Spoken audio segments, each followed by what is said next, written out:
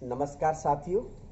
आज आप और हम लोग ह्यूमन हेल्थ एंड डिसीज़ के 90 नंबर पार्ट में बहुत महत्वपूर्ण टॉपिक वैक्सीन या टीका के ऊपर चर्चा करेंगे। तो वैक्सीन क्या होते हैं, वैक्सीन को कहाँ निर्मित किया जा सकता है, कौन कौन से प्रकार के वैक्सीन होते हैं, इन बिंदुओं पर चर्चा आज की जाएगी। तो सबसे पहले आप और हम लोग वैक्सीन की परिभाषा देख लेते हैं, क्या डेफिनेशन वैक्सीन की होती है।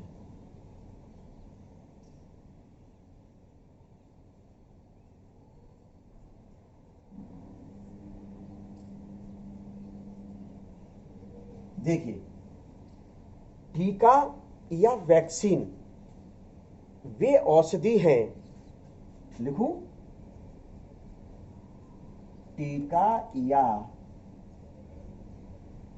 वैक्सीन वे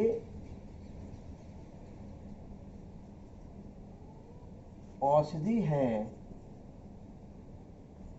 जिनमें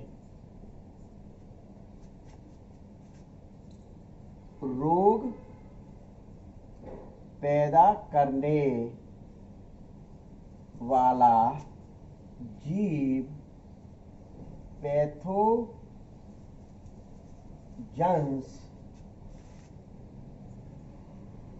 छीड़ अर्थात कमजोर या निष्क्रिय इनएक्टिव अवस्था में पाया जाता है। टीका या वैक्सीन वे औषधि हैं जिनमें रोग पैदा करने वाला जीव यानी कि पैथोजेंस, जो पैथोजेंस या रोगाणु हमारे शरीर में पहुंचकर रोग उत्पन्न करता है, यदि वह रोगाणु हमारे शरीर में छीड़ या निष्क्रिय अवस्था यानी कमजोर अवस्था या इनएक्टिव फेज में प्रवेश करा दिया जाए, तो वह जो रोग उत्पन्न करता है उसी रोग से हमारे शरीर में सुरक्षा हो सकती है। उसी को क्या कह देते हैं, टीका कहते हैं। भाई ये टीका किस प्रकार से बने, इनकी क्या आवश्यकता हुई। आधुनिक युग में विभिन्न प्रकार के, आज का समय देखा जाए तो विभिन्न प्रकार के जीवाणु और विषाणु इस प्रकार के हैं जो हमारे शरीर में पहुंचकर एक घातक रोग उत्पन्न करते हैं, और इस घातक रोग के फलस्वरूप विभिन्न मौतें होती चली जा रही, यानी कि बहुत संख्या में मौतें हो रही हैं। अब मौतें हो रही हैं तो वैज्ञानिकों ने, जो मेडिकल साइंस के जो वैज्ञानिक थे, इन्होंने इन रोगों के उपचार की तो खोज कर ली और उपचार भी करने लगे, लेकिन मुख्य रूप से क्या हुआ कि यह जो उपचार हो रहा था यह स्थायी उपचार नहीं था। अर्थात स्थायी उपचार से मतलब इस रोग की पुनरावृत्ति पुनः उस व्यक्ति में हो सकती थी, इस रोग की पुनरावृत्ति पुनः उस व्यक्ति में हो जाती थी, तो स्थायी नहीं हुई। तो पुनरावृत्ति को रोकने के लिए मेडिकल साइंस के वैज्ञानिकों ने मुख्य रूप से क्या किया कि इस प्रकार की औषधि पर इन्वेंशन की, खोज की कि इन रोगों को स्थायी रूप से रोक दिया जाए, इन रोगों को स्थायी रूप से रोक दिया। इसके लिए वैज्ञानिकों ने वैक्सीन या टीका बनाने की सोचा। ये टीका या वैक्सीन उन्हीं जीव या पैथोजेंस के माध्यम से बनाए जाते हैं जो हमारे शरीर में पहुंचकर मुख्य रूप से रोग उत्पन्न करते हैं। यदि ये जो पैथोजेंस को हमारे शरीर में कमजोर अवस्था में या इनएक्टिव फेज में प्रवेश करा दिया जाए, तो इनके प्रति हमारा जो इम्यून सिस्टम होता है वह इम्यून सिस्टम उद्दीप्त होकर एंटीबॉडी का निर्माण करते हैं हमारे शरीर में, और जब एंटीबॉडी निर्मित हो जाती है तो अब वह पैथोजेंस हमारे शरीर में प्रवेश करेगा रोग उत्पन्न करने के लिए, तो वह एंटीबॉडी रोग उत्पन्न नहीं होने देगी, अर्थात वह एंटीबॉडी इन पैथोजेंस के प्रवेश करने पर उनको नष्ट कर देती है और हमारी सुरक्षा हो जाती है। तो वही औषधि वैक्सीन या टीका के रूप में मुख्य रूप से जानी जाती है। यहाँ वैक्सीन्स कर दिया जाए, ठीक है, टीका के रूप में मुख्य रूप से जानी जाती है। तो ये वैक्सीन होती है। इसका खोज किस प्रकार से शुरुआत हुई थी, तो हिस्ट्री इसकी क्या बता सकते हैं, इतिहास।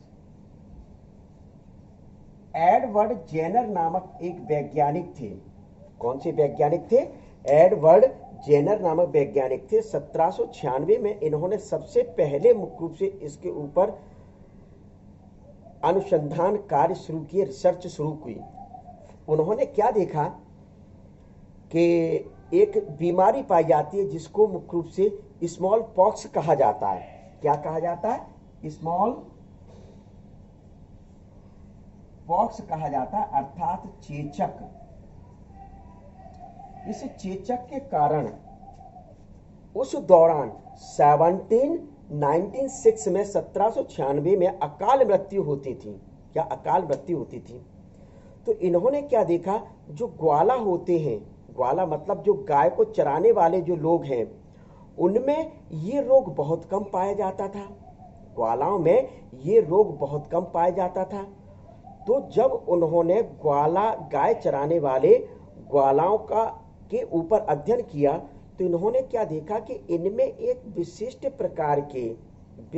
प्रकार की एंटीबॉडी या प्रोटीन या कोई पदार्थ विकसित हो चुका है जो स्मॉल पॉक्स रोग के लिए सुरक्षा प्रदान करने का कार्य करता है। तो गाय चराने वाले लोगों के ब्लड सीरम पर जब स्टडी की तो मुख्य रूप से क्या हुआ कि इन्होंने क्या देखा कि विशिष्ट प्रकार की जो प्रोटीन थी वह किसके प्रति उद्दीप्त हुई, किसके कारण उद्दीप्त हुई उनके शरीर में, तो काउ पॉक्स नामक एक वायरस पाया जाता था। काउ पॉक्स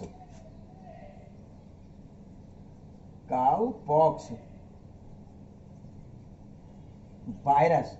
ऐसे लोग जो उन गाय के अधिक संपर्क में होते थे, उनका दूध निकालते थे, तो मुख्य रूप से दूध जब निकालते थे तो उस दौरान क्या होता था कि यह उससे संक्रमित होते थे, लेकिन कमजोर अवस्था में धीरे धीरे। तो जिसके कारण काउपॉक्स वायरस इस स्थिति में जब प्रवेश किया तो उसके प्रति जो ये रोग उत्पन्न करता है स्मॉलपॉक्स, उसके प्रति उस व्यक्ति में एंटीबॉडी डेवलप हो गई। क्या डेवलप हो गई? एंटीबॉडी डेवलप हो गई, जिसके कारण उस व्यक्ति की सुरक्षा बनी रहती है। तो सबसे पहला टीका 14 मई 1796 में एडवर्ड जेनर द्वारा बनाया गया। कब बनाया गया? डोट अंडरलाइन कर लीजिए डेट को। 14 मई 1796 में सबसे पहला टीका चेचक यानी स्मॉल पॉक्स का तैयार किया गया था एडवर्ड जेनर नामक वैज्ञानिक ने। इन्होंने मुख्य रूप से क्या किया कि जो काउपॉक्स विषाणु से संक्रमित व्यक्ति था उसके शरीर से रुधिर को प्राप्त किया। क्या? काउपॉक्स वायरस से संक्रमित व्यक्ति था, उसके शरीर से रुधिर को प्राप्त किया। रुधिर को प्राप्त करने के बाद जेम्स फिप्स नामक एक चेचक व्यक्ति था। कौन सा उसका नाम है? जिसको नाम को नोट कर लीजिए, जेम्स फिप्स नामक चेचक रोगी था। तो काउपॉक्स वायरस संक्रमित व्यक्ति से रुधिर प्राप्त करके जेम्स फिप्स नामक चेचक के रोगी में प्रवेश कराया। क्या? रोगी में प्रवेश कराया। तो क्या देखा गया एडवर्ड जेनर के द्वारा कि वह व्यक्ति में प्रवेश कराया गया तो वह व्यक्ति सही हो गया। जब इन्होंने इसको बार बार दोहराया अन्य मरीजों पर, अन्य चेचक वाले मरीजों पर बार बार दोहराया तो उन व्यक्ति के शरीर में इस रोग के प्रति इम्यूनिटी विकसित हो गई। इस रोगी के प्रति क्या विकसित हो गई? इम्यूनिटी विकसित हो गई। ठीक, तो इसके ये तो एडवर्ड जेनर ने मुख्य रूप से खोज की थी इस प्रकार से। इसके बाद धीरे धीरे और अनुसंधान कार्यों पर चर्चा होने लगी और अनुसंधान किए जाने लगे और अन्य रिसर्च किए जाने लगे। इसके बाद 6 जुलाई 1885 में, कब? 6 जुलाई 1885 में एक वैज्ञानिक थे लुई पाश्चर ने रेबीज रोग से ग्रसित कुत्ते के स्पाइनल कॉर्ड से, क्या? रेबीज रोग सभी ने सुना होगा। रेबीज रोग से ग्रसित कुत्ते के स्पाइनल कॉर्ड, विशेष ध्यान रखना, रेबीज रोग से ग्रसित कुत्ते के स्पाइनल कॉर्ड से द्रव को निकाला। क्या? द्रव को निकाला। और द्रव को निकालने के पश्चात रेबीज रोग से ग्रसित व्यक्ति में प्रवेश कराया। किसने प्रवेश कराया? लुई पाश्चर वैज्ञानिक ने। क्या? लुई पाश्चर वैज्ञानिक ने प्रवेश कराया। तो प्रवेश कराया तो क्या देखा गया कि वह जो रोगी रेबीज से था वह सही हो गया। क्या? वह सही हो गया। तो वैज्ञानिक ने मुख्य रूप से एक टीका, लुई पाश्चर ने मुख्य रूप से रेबीज का तैयार किया। किसका तैयार किया? रेबीज का तैयार किया। धीरे धीरे अन्य वैज्ञानिकों द्वारा इनके ऊपर और रिसर्च होती चली गई, समय बढ़ता चला गया और नए नए टीके बनने लगे। तो 1950 से 1970 का जो टाइम पीरियड था, कब का? 1950 से 1970 के बीच का जो समय था, लिख दीजिए बिल्कुल। क्यों लिख रहा हूं? क्योंकि ये समय आपको ध्यान रखना बहुत महत्वपूर्ण है। ये समय 1950 1950 टू 1970 के बीच का जो टाइम था, उस टाइम में बहुत सारे वैक्सीन्स का निर्माण हुआ, बहुत अधिक वैक्सीन्स का निर्माण हुआ। इस कारण इस युग को, इस समय को मुख्य रूप से गोल्डन एरा फॉर वैक्सीन नाम दिया गया। क्या नाम दिया गया? गोल्डन एरा फॉर वैक्सीन्स नाम दिया गया। बिल्कुल नाम ध्यान रख लीजिए और सन को भी ध्यान रख लीजिए। गोल्डन एरा फॉर वैक्सीन के नाम से जाना गया। तो ये क्या मतलब हुआ? इस काल को वैक्सीन का स्वर्ण युग कहा जाता है, अर्थात दूसरी भाषा हिंदी में क्या कह सकते हैं? स्वर्ण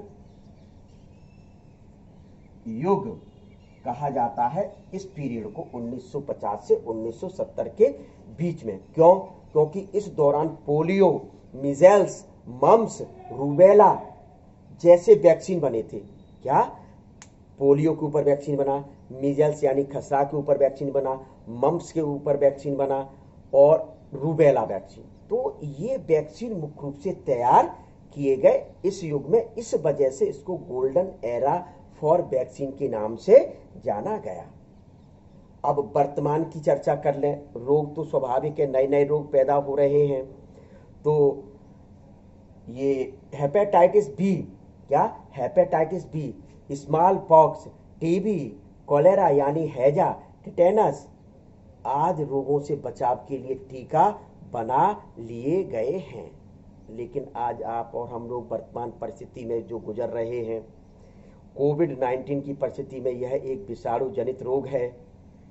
तो इसके ऊपर हमारे जो वैज्ञानिक, महानतम वैज्ञानिक हैं मेडिकल साइंस के, वह रिसर्च करने में लगे हुए हैं। लेकिन लगभग 1 वर्ष हो चुका है, आज दिनांक तक किसी प्रकार का वैक्सीन नहीं बन पा रहा है। तो वैक्सीन ना बनने का क्या कारण है? क्यों? क्योंकि यह कोविड-19 को करने वाला जो वायरस है, वह वायरस मुख्य रूप से अपने रूप को परिवर्तित करता जा रहा है। इस कारण से हमारे वैज्ञानिक एक वैक्सीन बनाते हैं उसको नष्ट करने के लिए, जब तक वह दूसरे रूप में पहुंच जाता है। इस कारण से वैज्ञानिक वैक्सीन बनाने का सतत प्रयास कर रहे हैं, लेकिन अभी तक सफलता प्राप्त नहीं हो पाई है। लेकिन आगे समय आने वाले समय जो है उसमें निश्चित इसके प्रति वैक्सीन तैयार हो जाएगी या कोई दवा उपचार में आ जाएगी। तो ये आपको क्या वैक्सीन का इतिहास जानना है। अब वैक्सीन के टाइप्स आते हैं, वैक्सीन कौन कौन से प्रकार का होता है। तो ये देखें, देखिए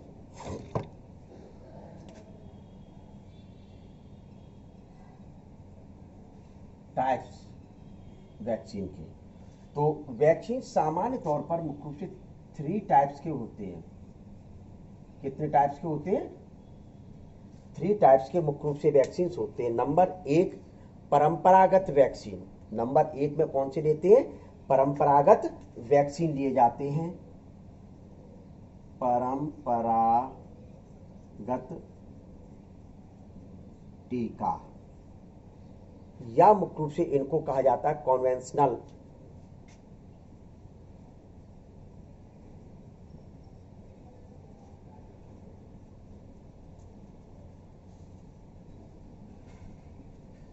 ठीक है, तो ये परंपरागत टीके होते। ये परंपरागत टीके के क्या तात्पर्य?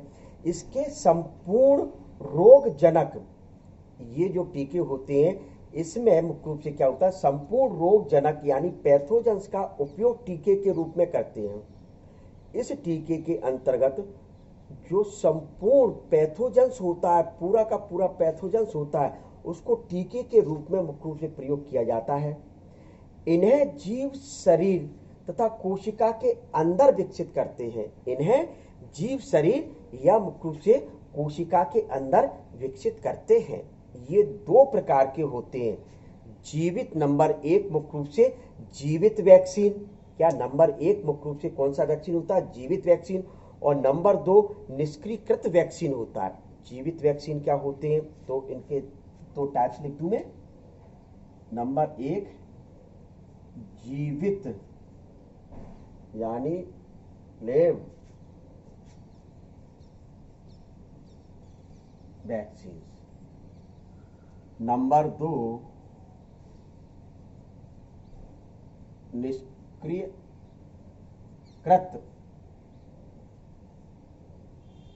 टीका। तो निष्क्रियकृत टीका यानी इनएक्टिवेटेड। क्या? Inactivated vaccine.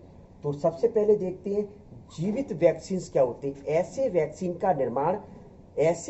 का निर्माण अत्यंत क्षीण अथवा अविषाक्त रोगजनक से करते हैं। ऐसा जो वैक्सीन होता है उसका निर्माण कैसे करते? जो बहुत कमजोर अवस्था हो या ए वायरुलेंट फेज हो यानी अविषाक्त अवस्था होती है, उस पैथोजन से मुख्य रूप से इसका निर्माण करते हैं। इन्हें जीवित अवस्था में शरीर में प्रवेश कराया जाता है। ये जो है इसी वजह से नाम दिया गया। इन्हें जीवित अवस्था में शरीर में प्रवेश कराया जाता है।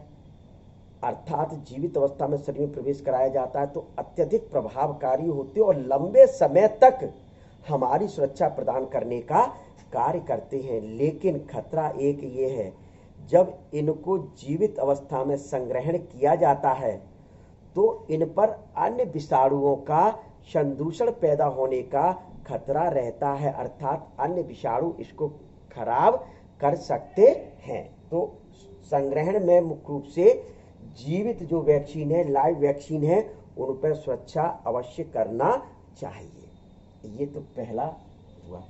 दूसरा वैक्सीन कौन सा होता है? निष्क्रियकृत वैक्सीन। निष्क्रियकृत वैक्सीन क्या होता है? इसके अंतर्गत ऐसे वैक्सीन आते हैं या ये वे वैक्सीन होते हैं जिनके निष्क्रिय किए गए रोगाणु से, जिन्हें निष्क्रिय किए गए पैथोजन से प्राप्त किया जाता है। इसके अंतर्गत कौन से विषाणु? नाम से स्पष्ट हो रहा है, इनएक्टिवेटेड वैक्सीन। इनएक्टिवेटेड वैक्सीन यानी निष्क्रियकृत वैक्सीन।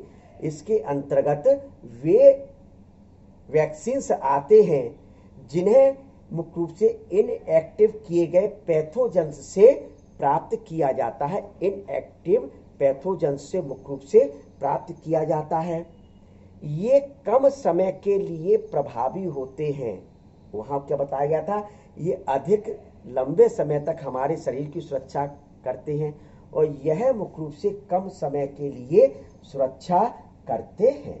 इसके अंतर्गत अधिकांश जीवाणु वैक्सीन, बैक्टीरियल वैक्सीन, इसके अंतर्गत अधिकांश बैक्टीरियल वैक्सीन एवं कुछ वायरस वैक्सीन आते हैं, जबकि इसके अंतर्गत अधिकांश वायरस वैक्सीन मुख्य रूप से इसके अंतर्गत आते हैं, जैसे रेबीज ले लो, MMR वैक्सीन ले लो, इन्फ्लुएंजा वैक्सीन ले लो, और आपका क्या बोला जाता है, हेपेटाइटिस बी वैक्सीन इसके अंतर्गत मुख्य रूप से आते हैं। तो इसके अंतर्गत कौन से, इसके अंतर्गत बैक्टीरियल वैक्सीन, यानी बैक्टीरिया से जो रोग उत्पन्न होते हैं उनको जब इनएक्टिव फेज में किसी जीव में प्रवेश कराकर बनाया जाता है, उन्हीं को इनएक्टिवेटेड वैक्सीन या निष्क्रियकृत वैक्सीन कहा जाता है। तो जो भी अधिकांश बैक्टीरियल डिसीज होती हैं उनमें इन प्रकार के वैक्सीन को तैयार करके अपने शरीर में प्रवेश कराकर एंटीबॉडीज का विकास किया जाता है, और हमारी सुरक्षा कम समय के लिए मुख्य रूप से लेकिन होती है। तो ये आपका कौन सा परंपरागत टीका या कन्वेंशनल वैक्सीन होता है। अब दूसरा मुख्य रूप से टाइप्स कौन सा आता है, परिष्कृत। कौन सा, परिष्कृत मुख्य रूप से देखिए,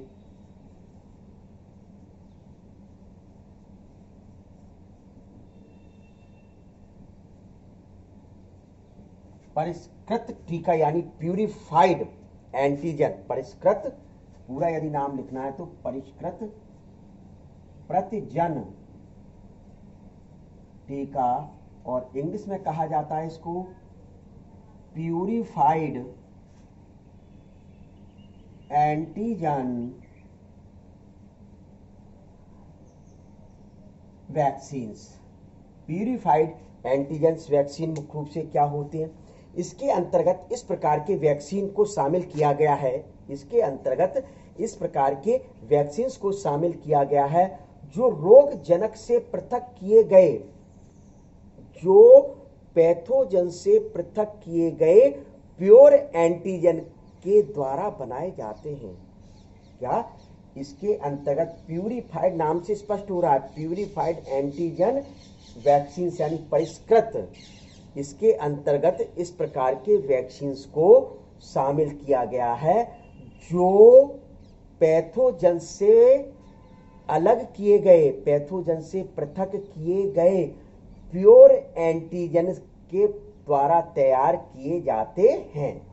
पहले बात ध्यान रख लीजिए, पैथोजन से पृथक करके प्योर एंटीजन से तैयार किए जाते हैं, उन्हें परिष्कृत प्रतिजन टीका के नाम से जाना जाता है।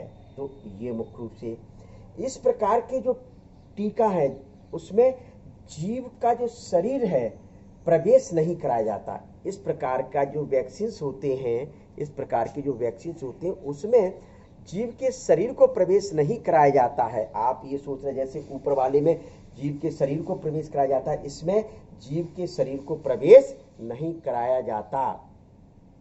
जो प्योर एंटीजन वाला जो पार्ट है जो रोग उत्पन्न कर सकता है उसी को रोगाणु या पैथोजन से अलग कर कर प्रवेश कराकर बनाए जाते हैं, लेकिन इनकी उत्पादन लागत, इनको बनाने में मुख्य रूप से जो पैसा लगता है वह अधिक लगता है। उदाहरण के तौर पर कौन से वैक्सीन आ जाते हैं, मेनिंजाइटिस और निमोनिया, मेनिंजाइटिस और निमोनिया के पॉलीसैकेराइड वैक्सीन्स इसके अंतर्गत आते हैं। मेनिंजाइटिस और निमोनिया के पॉलीसैकेराइड वैक्सीन्स जो होते हैं वह इसके अंतर्गत आते हैं। तो दूसरे नंबर का कौन सा हुआ, प्यूरिफाइड एंटीजेंस वैक्सीन।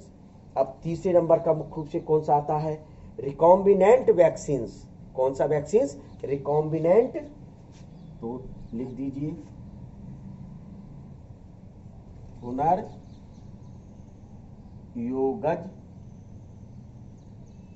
टीका, रिकॉम्बिनेंट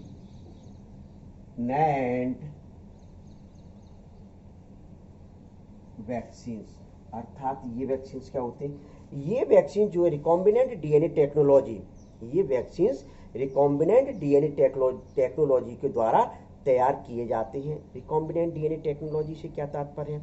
इसमें सबसे पहले जो पैथोजेंस होता है, पैथोजेंस के जो न्यूक्लियोटाइड होते हैं अर्थात जीन की पहचान की जाती है कि इस पैथोजेंस का कौन सा जीन है जो रोग उत्पन्न करने का कार्य करता है, उसकी पहचान की जाती है। जैसे जीन की पहचान हो जाती है, उस जीन को उस पैथोजन से प्राप्त कर लेते हैं।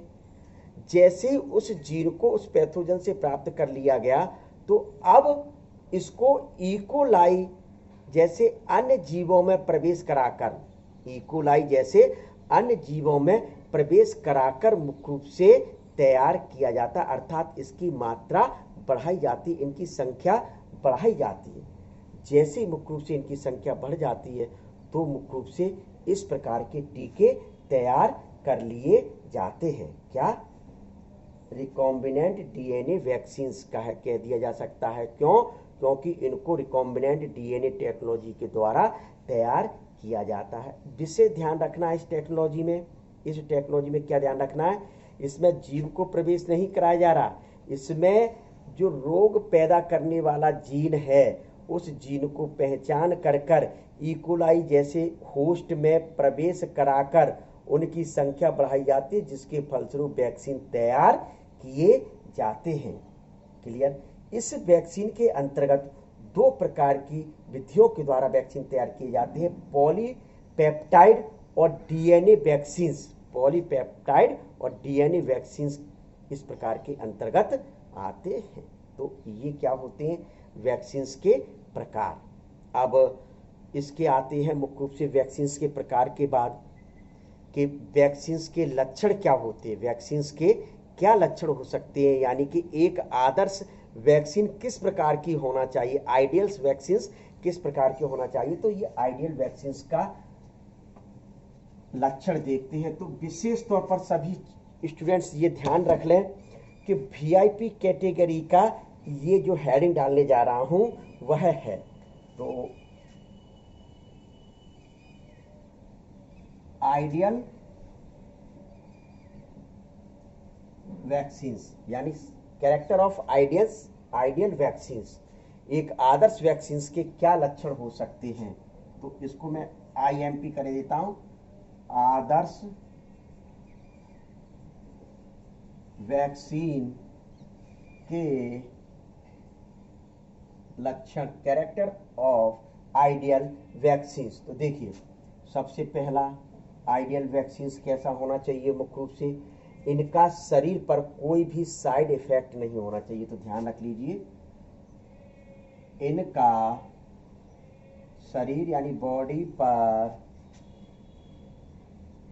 कोई साइड इफेक्ट नहीं होना चाहिए। विशेष ध्यान रख लिया जाए कि जब इस प्रकार कोई वैक्सीन को शरीर में प्रवेश कराया जाए तो उसका कोई भी साइड इफेक्ट नहीं होना चाहिए। क्लियर? पहला चीज। दूसरा मुख्य रूप से देखते हैं, यह टीके या वैक्सीन सस्ते होने चाहिए। अगला, इनका शरीर पर विषैला प्रभाव नहीं पड़ना चाहिए। इम्यून सिस्टम पर विषैला या कोई अन्य प्रभाव ना पड़े। ठीक है। फिर अगला, लंबी अवधि